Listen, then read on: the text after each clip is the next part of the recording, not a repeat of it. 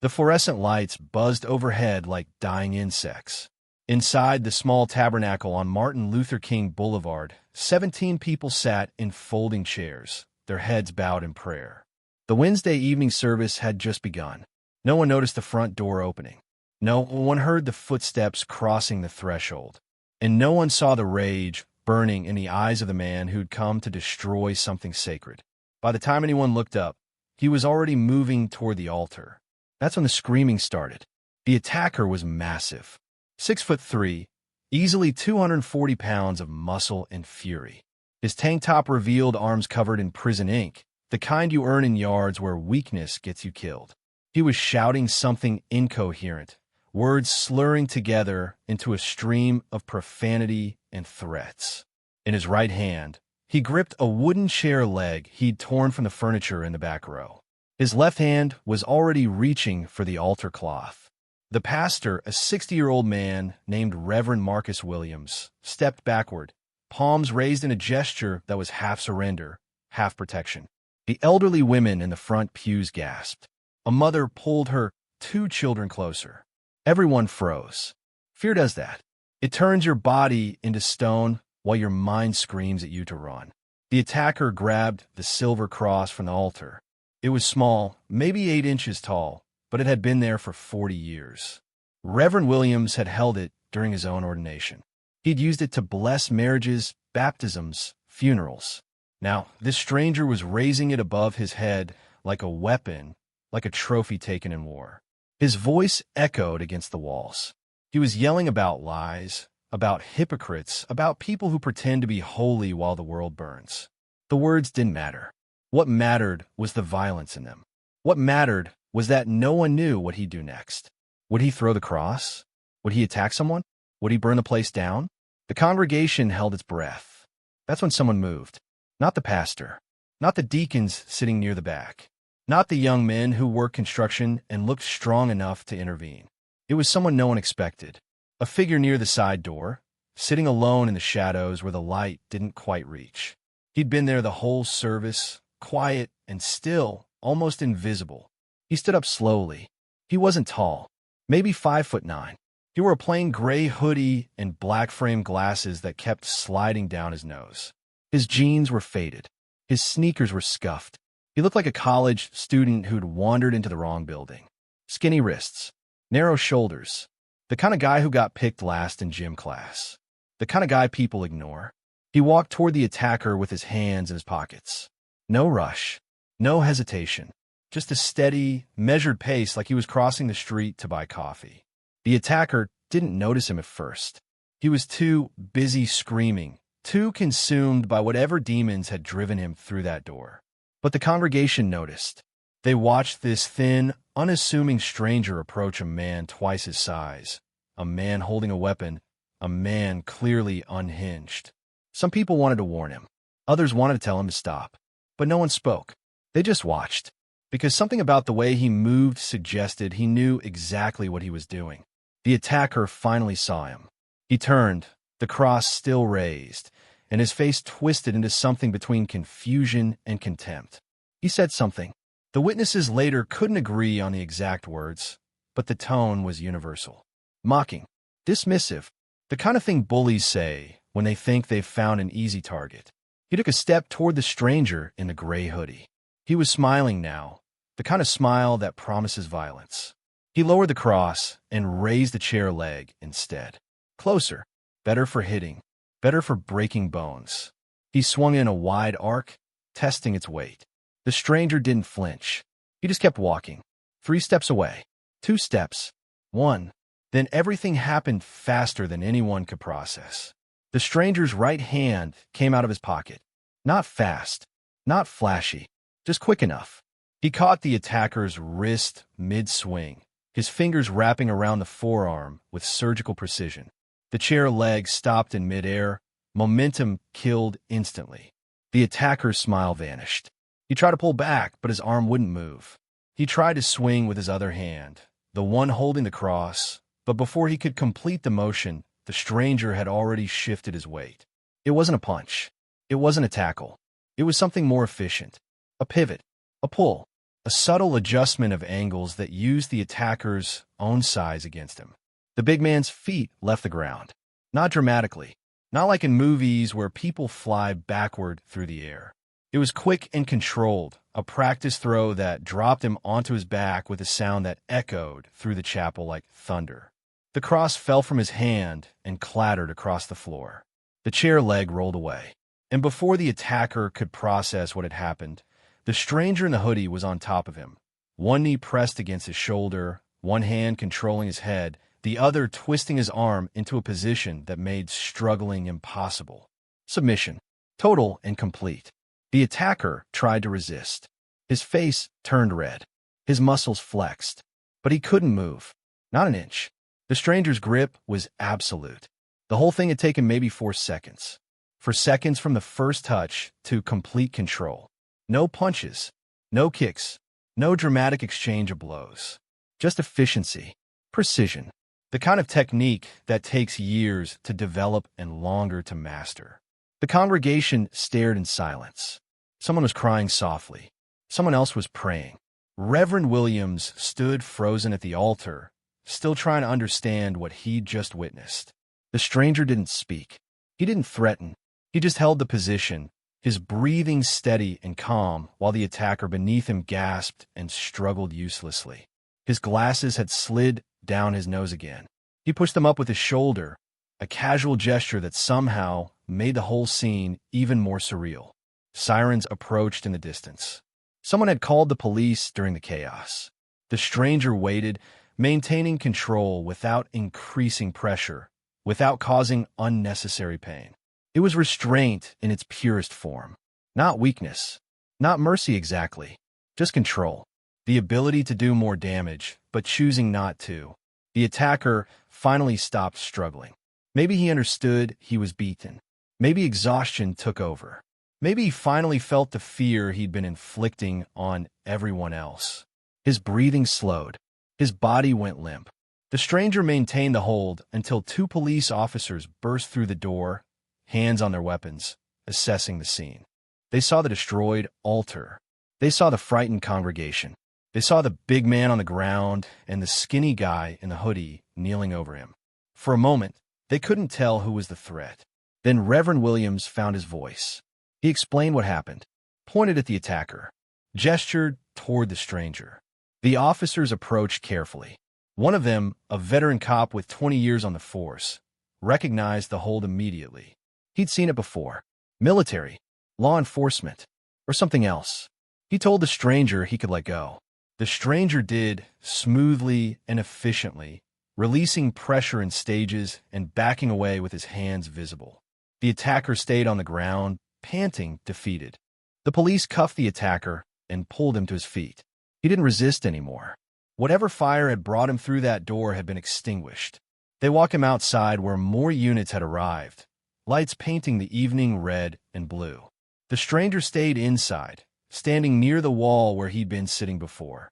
He didn't try to leave, didn't ask for recognition, just stood there, hands back in his pockets, watching through the window as they loaded the attacker into the patrol car. The congregation slowly began to move again, the paralysis of shock wearing off.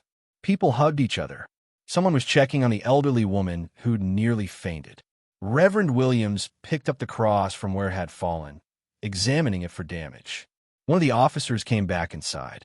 He had a notebook open, ready to take statements. He approached the stranger first, asked for his name. The stranger hesitated, like he'd rather not say, but finally answered.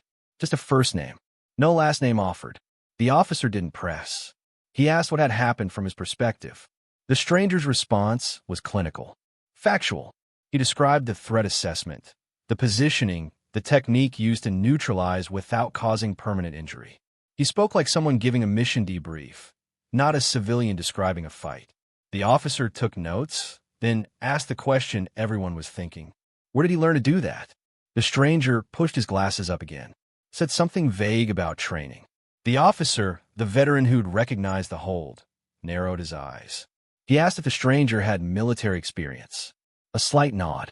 What branch? A pause. Then just 2 words that explained everything and nothing at the same time.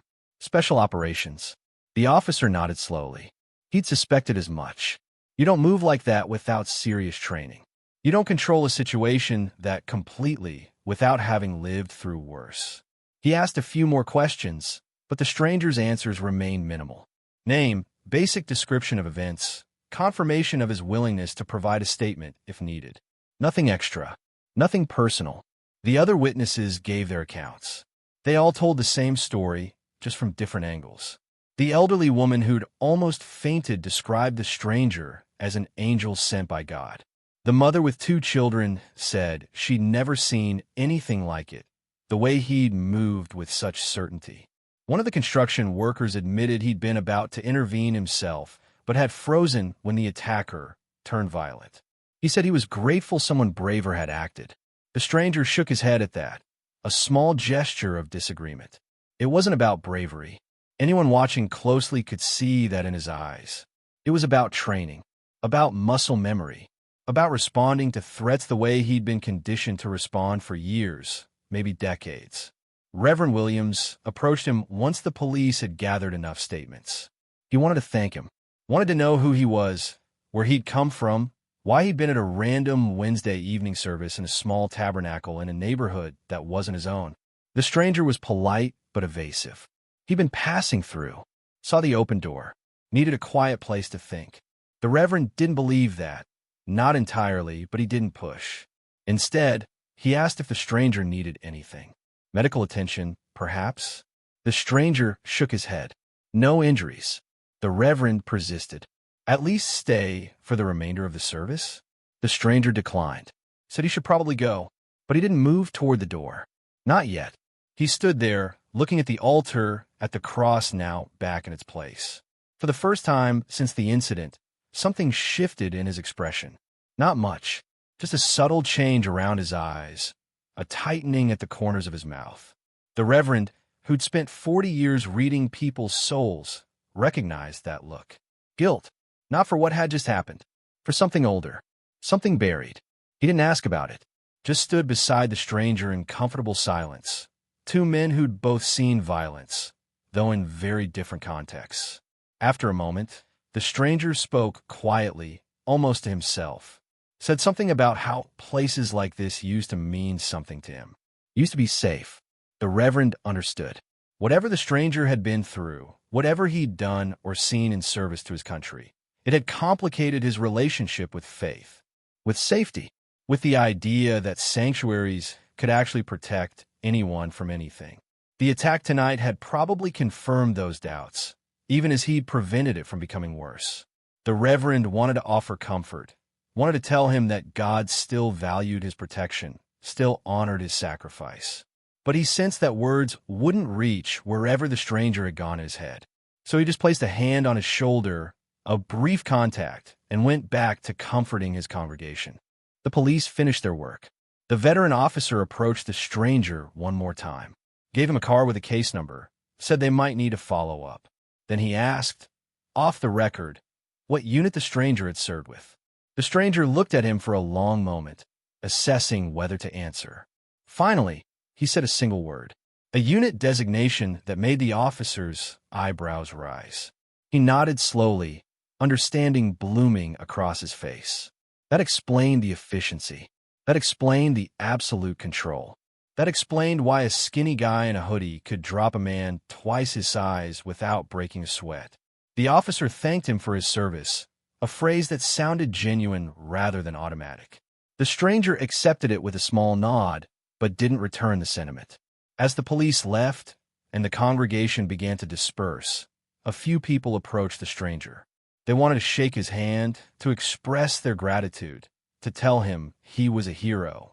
He accepted the handshakes, but rejected the label. He wasn't a hero. Heroes run toward danger to save people. He'd just been sitting there, minding his own business, when danger walked through the door. What happened after that was reflex, training, not heroism. But the people didn't buy that distinction. To them, he'd saved their reverend, protected their sacred space, stopped something terrible from becoming worse. That was enough. One person stood back from the small crowd forming around him. A young man, maybe early 20s, who'd been sitting in the back row during the service. He had tattoos on his forearms, the kind you get on the street, not in professional shops. He'd watched the entire incident with an expression that was hard to read.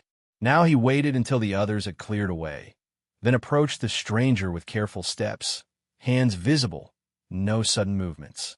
He asked a question in a low voice. Asked if the stranger was affiliated. The word had weight, meaning. The stranger looked at him for a long moment before answering. No affiliation, no club, no patch, just a guy who used to serve and now didn't know what to do with himself.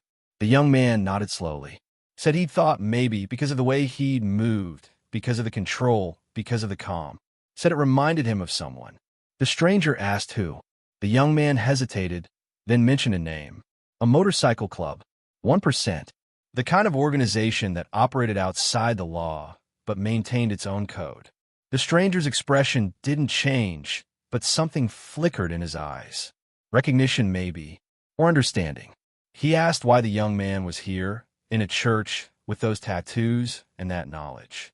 The young man said he was trying to change, trying to find something different. The life he'd been living was burning him out, and he'd seen too many friends die young. The stranger nodded, said that was smart, said getting out while you still could was the hardest and best decision anyone could make. Then he said something that surprised the young man. Said that discipline was discipline, whether you learned it in the military, in a club, or in a monastery. What mattered was what you did with it, how you pointed it. The young man absorbed that, filed it away.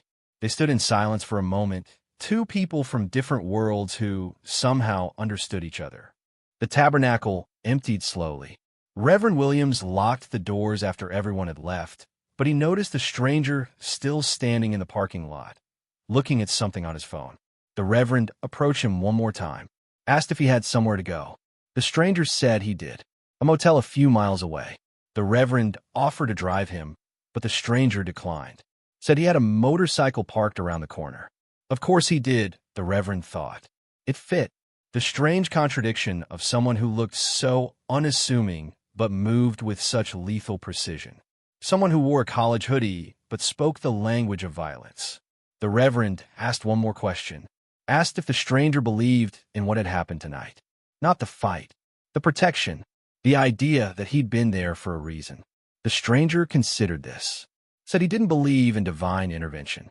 Too many prayers had gone unanswered in too many places for him to think God was actively moving pieces on a board.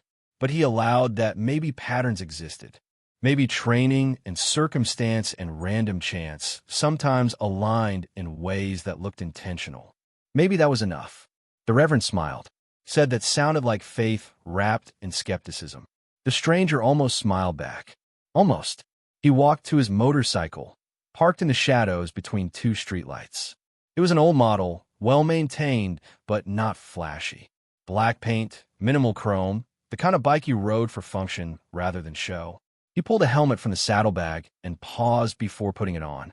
Looked back at the tabernacle, at the light still visible through the windows, at Reverend Williams watching from the doorway. For a moment, he seemed like he might say something else, offer some final piece of wisdom or confession. But instead, he just raised a hand in a brief salute, put on his helmet, and started the engine. The sound cut through the quiet evening, a deep rumble that spoke of power and control. He pulled out of the parking lot slowly, obeying the speed limit, signaling his turns, following every rule. The discipline again, even in how he rode, even in the smallest actions. Reverend Williams watched until the taillight disappeared around a corner, then went back inside to finish cleaning up. The cross needed to be polished. The chairs needed to be straightened. Life would continue, but he knew he'd remember this night for the rest of his life. Not just the attack, but the response. The quiet stranger who'd appeared from nowhere and disappeared just as quickly. The next day, people in the neighborhood talked about what had happened. The story spread through beauty salons and barbershops, through corner stores and bus stops. Each telling added details, some accurate and some embellished. By the end of the week, the stranger had grown to 6 feet tall in some versions. In others, he'd been a former Navy SEAL or an undercover FBI agent. Someone claimed he was a Hell's Angel, though no one could verify that. The name stuck anyway. The Hell Angel. Skinny guy in a hoodie who'd dropped a violent attacker like it was nothing. Who'd protected a church. Who'd vanished without asking for recognition or reward. Reverend Williams tried to correct the most outrageous versions, but he knew the truth was already becoming legend. That's how these things worked. Stories took on lives of their own. Details shifted and changed with each retelling until the original event was buried under layers of interpretation and myth. He didn't mind too much. The core truth remained. Someone had needed help. Someone had provided it. The rest was just noise. What mattered was the lesson. The reminder that you couldn't judge capability by appearance. That the most dangerous person in a room was often the one nobody noticed. The attacker was charged with multiple crimes. Trespassing, assault, attempted destruction of religious property. His public defender argued mental illness, substance abuse, a history of trauma. All of it was probably true. The system would process him, and he'd end up in a facility or a cell, and eventually, he'd be released to try again or to die trying. The stranger's testimony wasn't needed. Enough witnesses had seen everything. The case was solid, but the prosecutor's office sent him a letter thanking him for his intervention and asking if he'd be willing to accept a civilian commendation. He didn't respond. The motel manager said he'd checked out the morning after the incident. Paid cash. Left no forwarding address. People searched for him. The young man with the street tattoos asked around, tried to find someone who knew someone who might have seen a skinny guy on an old black motorcycle. Nothing. The construction worker who'd wanted to help but froze checked local VA offices, thinking maybe the stranger used their services. Dead end. Reverend Williams prayed for him by name. The first name he'd given the police, though he suspected it might have been false. The prayers went up like smoke, carrying hope that wherever the stranger had gone, he'd found some measure of peace. Months passed. The Tabernacle installed a better lock on the front door. They added a security camera, though Reverend Williams felt conflicted about that. Churches should be open sanctuaries, not fortresses. But his congregation needed to feel safe. The world had gotten harder, meaner, more unpredictable. You had to adapt or become a victim. He preached about it one Sunday, about the difference between being weak and being meek, about how true strength was controlled strength, how the most powerful people were often the ones who chose not to use their power unless absolutely necessary. His congregation understood he was talking about the stranger, the hell angel, the man who'd become a story they told when they needed to remember that protection could come from unexpected places. A year later, a different stranger came to a Wednesday service. This one was bigger, heavily tattooed, wearing a leather vest with a patch that marked him as part of a legitimate motorcycle club. Not 1%. Not outlaws. Just men who liked to ride and found brotherhood on the road. He sat in the same spot where the first stranger had sat, near the side door in the shadows. After the service, he approached Reverend Williams and asked if anything unusual had happened here recently. The Reverend, cautious now, asked why he wanted to know. The biker said he'd heard a story about a veteran who'd stopped an attack, about someone who might have been alone for too long. Reverend Williams confirmed the basic facts, but said the man had left and hadn't been seen since. The biker nodded, said he'd figured as much, said he'd been asked to check to make sure the man was okay, but if he'd moved on, that was his right. The Reverend asked who'd sent him. The biker smiled slightly, said there were people who looked out for certain veterans, especially the ones who'd served in units that didn't officially exist, the ones who came home different, the ones who struggled to find their place in a world that suddenly seemed too loud and too slow and too complicated. The Reverend understood. He asked the biker to pass along a message if he ever found the man. Tell him he was welcome back anytime. Tell him the Tabernacle remembered what he'd done. Tell him he didn't have to be alone. The biker promised he would, though both men knew the likelihood of the message ever reaching its destination was small. Some people didn't want to be found. Some people needed to keep moving, keep writing, keep searching for something they couldn't name. The biker left. The Reverend went back to his office. On his desk sat the cross, polished and gleaming, back in its place of honor. He touched it gently, remembering the night it had fallen, remembering the skinny stranger who'd looked like nothing and moved like death. who'd controlled violence with precision, who'd protected without seeking glory. The real lesson wasn't about martial arts or military training. It wasn't about who could beat whom in a fight. The lesson was about assumptions, about how we see people and assign value based on surface details. Height, weight, muscle, tattoos, clothes. We create narratives in our heads about who's dangerous and who's harmless, who's capable and who's weak. And most of the time, we're wrong. The most dangerous person in any room is the one who's trained to be invisible, the one who doesn't need to prove anything, the one who can end a threat in 4 seconds and walk away without needing applause. Reverend Williams thought about the young man with the street tattoos who'd been trying to change his life. He'd kept coming to services, kept working on himself. He'd gotten a job doing construction, stopped hanging around his old friends, started talking about college. Transformation was possible, but it required discipline. The same kind of discipline the stranger had shown, not just in fighting, but in choosing when to fight, in knowing the difference between necessary force and excessive violence, in understanding that real power was measured not by what you could do, but by what you chose not to do. That was the story worth telling, not the fight itself, though that was dramatic and viral-worthy. The real story was what the fight revealed, that strength comes in unexpected packages. That underestimation is a weapon as sharp as any blade. That the man who looks like nothing might be everything you need in your darkest moment. And that afterward, he might disappear before you can even say thank you, because gratitude wasn't why he acted. Protection wasn't a transaction. It was a reflex born from training and maintained through discipline. Somewhere out there, the stranger was still riding, still moving through the world with his glasses sliding down his nose and his hands in his pockets, still looking like someone who'd get bullied in a bar, still capable of ending fights before they truly began.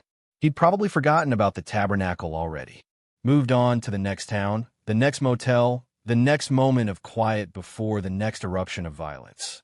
Because men like that attracted trouble even when they tried to avoid it. Something about the way they moved, the way they observed. Predators recognize predators, and threats recognize capability, and sooner or later, someone would test him again. And when they did, they'd learn the same lesson the attacker had learned. The same lesson Reverend Williams hoped everyone would learn eventually. Don't judge people by their appearance.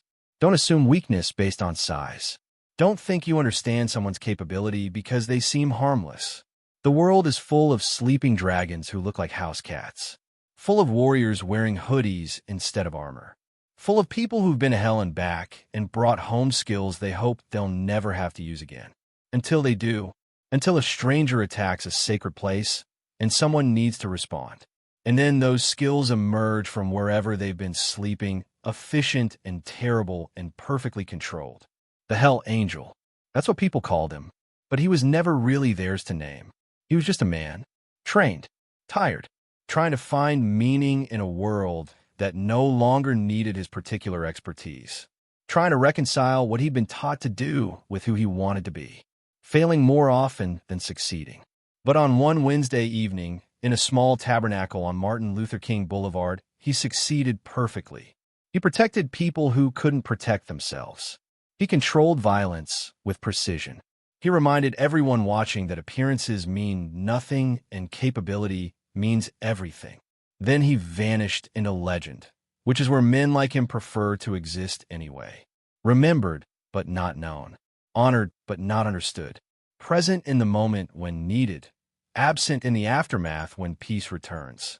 That's the real story. That's what no one tells you about heroes. Most of them don't stick around for the applause.